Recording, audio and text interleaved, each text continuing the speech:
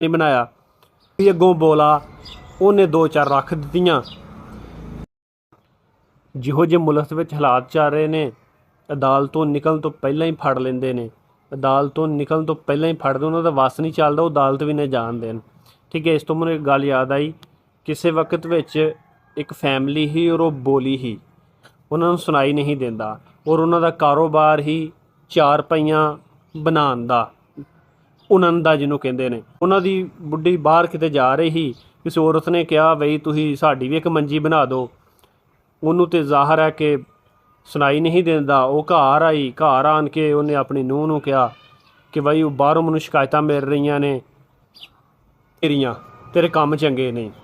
ਉਹ ਅੱਗੇ ਗੁੱਸੇ 'ਚ ਹੀ, ਉਹਨੇ ਬਾਹਰ ਖੇਤਾਂ ਵਿੱਚ ਆਪਣੇ ਬੰਦੇ ਵਾਸਤੇ ਲੈ ਕੇ ਜਾਣੀ ਸੀ ਖਾਣਾ।